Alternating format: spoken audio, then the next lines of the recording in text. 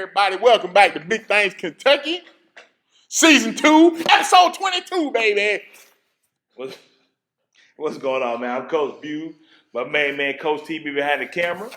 Coach Truck, what's good? Not much, man. What you got for us with number 22? Hit my drum roll. All right, here we go. We got Elgin Baylor, probably one of the most famous 22 ever. One of the greatest basketball players ever in the NBA. Also from a Laker. Mm-hmm. You wouldn't know that because you're not really a Laker fan. It don't matter. My guy, Roger Clemens. And then probably the most well-known number 22, the most overrated running back of all time. Whoa! Emmitt Smith. Whoa! Of the Dallas Cowboys.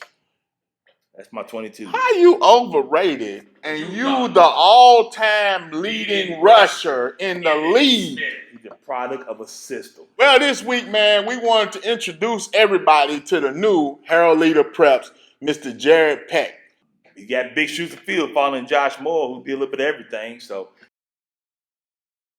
man, so now you coming on, taking over for the beloved Josh Moore. Yes, beloved. We just want to introduce the world to the new man that's going to be covering the Herald Leader Prep Sports. Well, I appreciate the invite. They are big shoes to fill. Josh Moore is beloved. That is for sure. He's on to UK football now. okay. He's going to be covering UK football games and recruiting, and he's spending a lot of his time down at the football complex waiting for them to come to him. But I'm doing high school football. I'm hot and heavy into it right now with all the preseason surveys and polls and things coming out. And got coverage started this past week with the realignment story, and coming up this week, more on Great Crossing in Scott County and Class A, Class 2A, Class 3A, top 10s coming out next week. Okay. Now, I mean, I got to ask. So, a little bit about your background about how you got into this. Well, I'm a sports nerd. I'm obviously not an athlete, but I did a little sports writing when I was just in college. I did a little sports writing back then for the Paducah Sun. I'm from Paducah. Okay. Went to Lone Oak High School, which got good at football long after I left. And then, been news writing and behind the scenes at the Herald Leader for the last 15 or so years. And I've been helping out with high schools and helping out with UK volleyball and soccer and all the secondary sports that you see. Now, are you covering all the sports, all high school sports? I am the high school sports digital writer. So high school football. This the new one-man game now. You Bless know your how heart, Josh man. Moore was everywhere. Yeah, I know it's going to take a lot of your personal time up by doing this. So, man, are you looking forward to the grind? Well, somebody asked me what I did before, and I said, well, comparatively nothing. I did nothing before. The biggest thing is I got a daughter who plays for Lafayette Soccer. Okay. I got to work her games in so I can watch them. But I'm pretty hyped about this. I mean, I have a lot to do, but I'm not complaining about what I have to do because I love high school sports. You know, I was a youth coach like you guys, just in another sport. I've got a bunch of kids now coming of age, and they're high school players now. And I just love promoting youth sports. It's awesome, and I don't work a day. Help us kind of as we get ready to start this new high school season off. What's some of your thoughts on the vibe from the city? You know, we've got the 500-pound gorilla, Frederick Douglass. Do you see any teams you think challenging them in the season? It's going to be very hard for a team in the city to beat Frederick Douglass, even with their realignment down to Class 5A, where they took Scott County with them. They still have to play everybody in the city because the district AD mandates they have to play everybody in the city. You got a bunch of D1 offers in that Douglass lineup, starting in the offensive line. Mm-hmm. And what do you have to do in high school football? Block and run the ball. That's a good point. And, they just got a kid transferred in for their quarterback, Josh McClurg. Mm-hmm. I don't know if you've seen him, but he was at Paintsville last year, and he didn't even quarterback at Paintsville last year. Yeah. And he was unbelievable. He's an athlete, definitely. He led them in scoring at Paintsville. And that's a pretty good program. Yeah. Oh, so I got to ask this question, then. Of course, you know the inside of it. You're neutral, not like my co-host here. You're neutral. But let's be honest. This team is probably not as deep as they were last year. They lost some kids. Jake Orbuck started off line transfer. They lost Jeff Black, graduated. The defense is pretty good with Mario Warner. I like him, but you lost, Kaufman and a lot of kids. So my thing, you ain't got DeMarco Fish back. You do have a different type of quarterback than you had in Cam. Cam's a more throwing quarterback. So it's chinks in the armor, I believe. What do you think? Oh. I think that everybody's diminished like that. Everybody has to rebuild every year. I think Douglas has more pieces back to start with than most other teams. Yeah, I agree with that. No, Yeah. nobody lines up an offensive line like Douglas can line up an offensive line. Oh, they got two bookend and defensive line 4 as well. or 5 stars. Yeah. Yeah, defensive line's not. The defensive line's going up against that offensive line, so they're going to be mad just beating on somebody else. Yeah, that's true. You're right. Yeah, absolutely. So, do you see anybody contending? Who? If so, if Frederick Douglass is the top of the mountain, who's coming in the second tier? I mean, I like Henry Clay. I think Tate's Creek. It's time for Tate's Creek to live up. Now to that's that his potential. team. He's been riding with Taste Creek. But as you was going to say, they have the pieces there. Yeah. They've had the Henry pieces. Clay always has the pieces. Yeah. It's all about the pieces coming together at the right time and not. Now Henry Clay's got some nice size now on the wings, and they've got size in the backfield. They got a 6'1" kid in the backfield now. He's not going to be Langston Jackson because nobody's going to be that kid. No.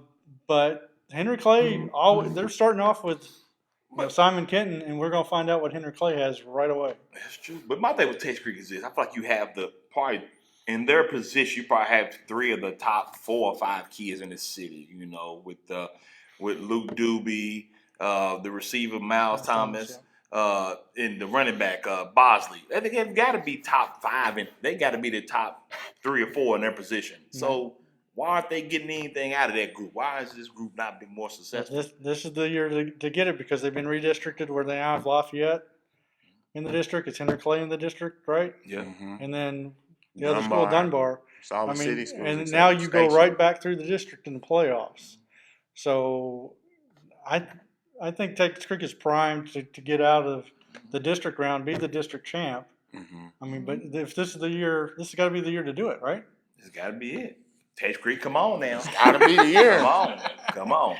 Everybody else wants to be the best team they can be, but you said right. Want to be. Yeah, you said the key word there. If Tate's Creek is the best team they can be, they should be able to do what they want to do.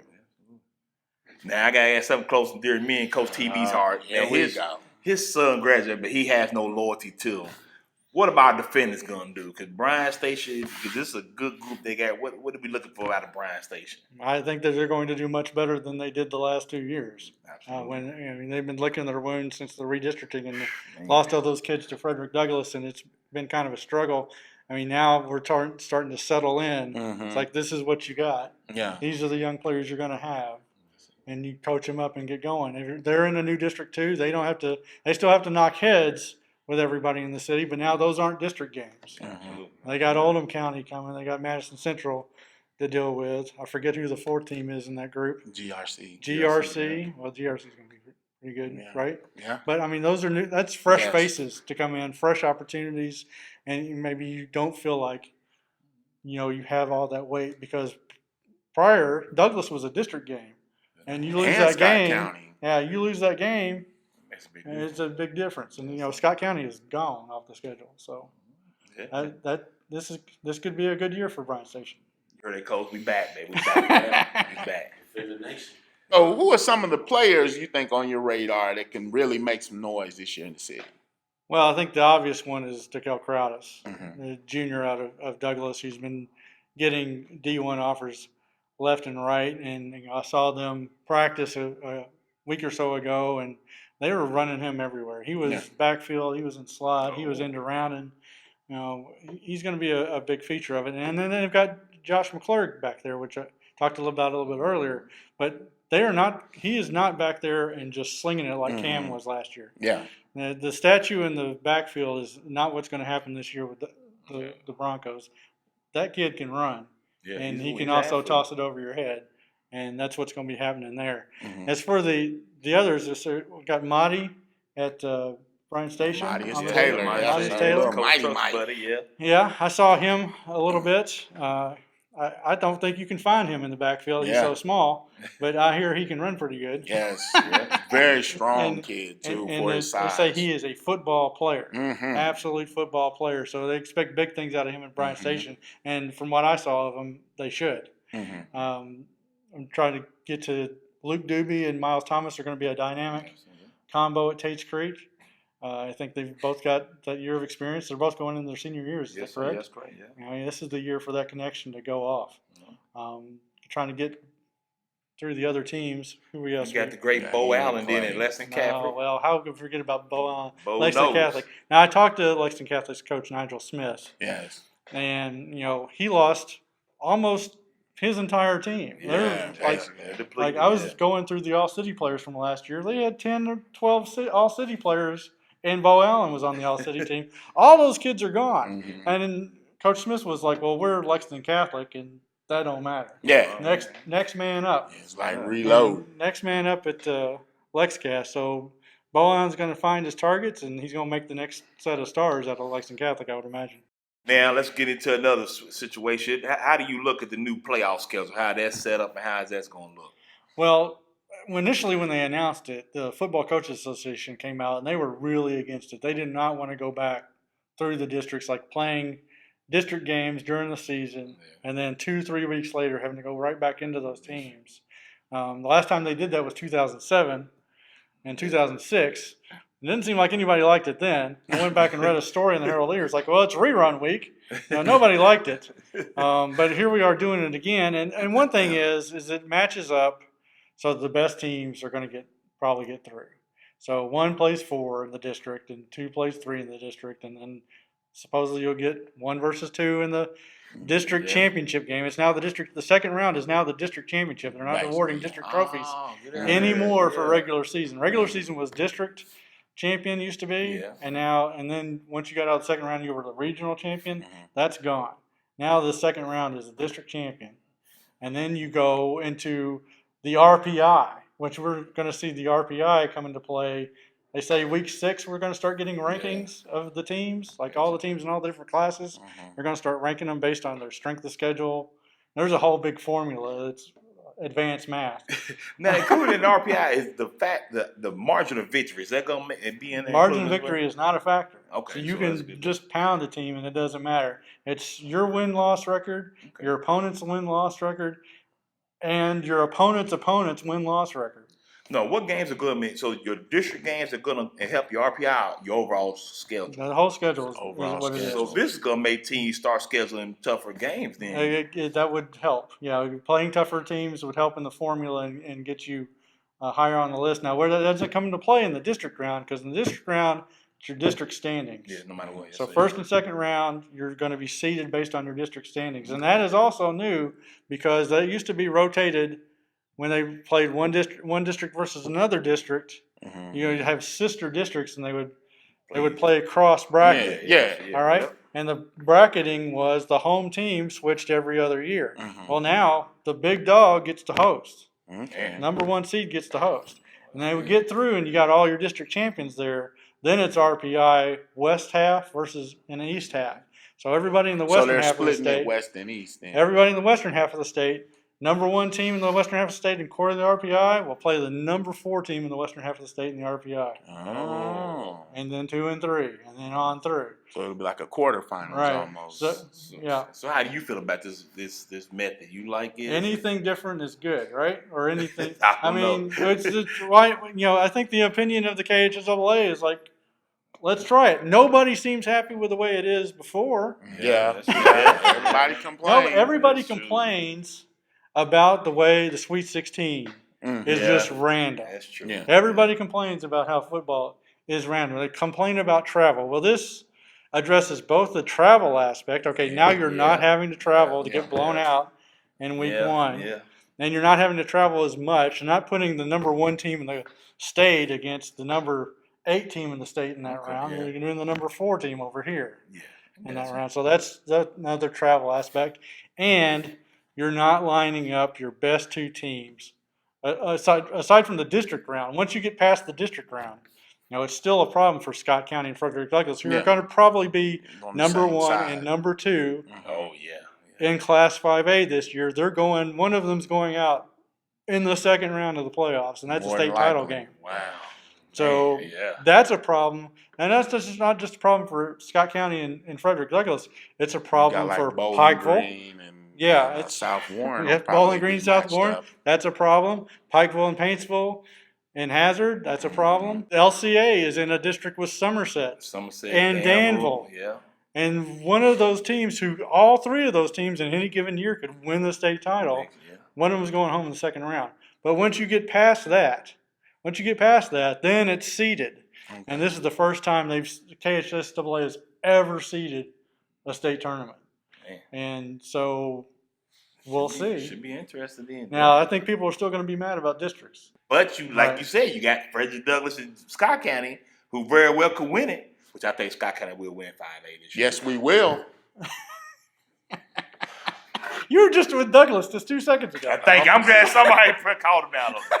I'm glad you paying attention. You were riding Hey, with Douglas 2 I'm seconds ago. so glad you're paying attention to this mess we deal with on a weekly basis. I'm with Douglas in the city. No, answer the man's question. I'm with Douglas in the Answer the city. man's question. Yes, It's I like guess you got, question. like I rank them. I got Douglas gonna win the city. We gonna win the city. Please. But the district, when we have to go against my Scott County Cardinals, it's gonna be hard for us to beat them.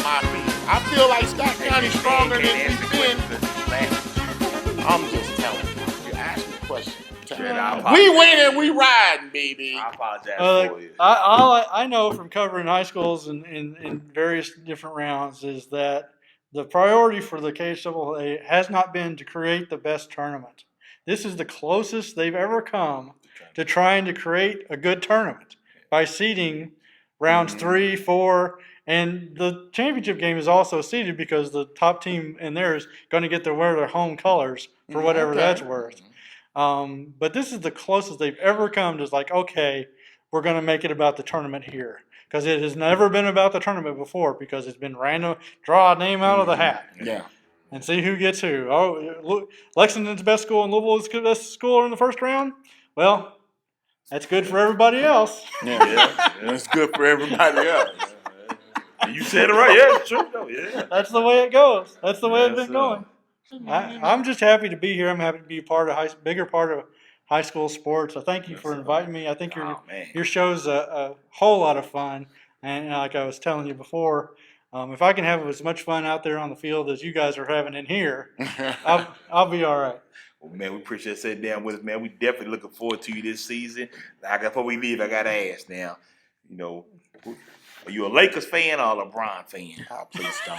Don't do this. Don't do this. I don't know if I was ever a Lakers fan. Okay. I've been a LeBron fan. All right, we can stop but right I'm not now. going to Okay. be. That's I'm not that's what I'm necessarily talking. going to rooting for him for the Lakers. Well, that's fine. I can respect that. I can respect I'm not going to root for him just because he's with the Lakers Yeah. or root against the Lakers because he's on there. I mean, I enjoy basketball. But I you don't will really have enjoy the Lakers I a don't little really have a more. pro basketball team. Okay, that's good. And it's like when the I can playoffs respect get that. going, I'll pay attention. So And- you didn't grow up being an Orlando Magic fan, and then all of a sudden jump on being a LeBron fan in Cleveland, Miami. Wait. Hold on. Like somebody on this panel. Hold on, no. But having the UK roots, you are a big Blue Nation, right? You do follow the Cats, right? I am a UK Okay. grad. So yes. now that Anthony Davis is on our Lakers, you are a Lakers Our fan, correct? Our Lakers. You do follow the Lakers. Man, we appreciate sitting down with us today, man. I'm just Hey, thanks for saying. taking I'm time just out. saying. And everybody be on the lookout for Jared Peck at your local games, man. Give him a shout out. HL Preps. This week is the final dress rehearsal before we get into our season, man. We caught up with Jared. He gave us some things to be looking forward to, man. Anything this week in the scrimmages that you really looking forward to? Well, I guess my question to you is: Are we looking to get a lot more run for our starters? Are we looking to run with your starters most of the game? Are we just looking to see what's going to work off of the DC? What are we looking for this week? I think you want to get a good half out of your starters, and then from there, hey, what you got is what you got. That's what we rolling with, baby. You done had your first scrimmage or joint practice, so you kind of know what you needed to work on. You went to the drawing board. This is your final draft.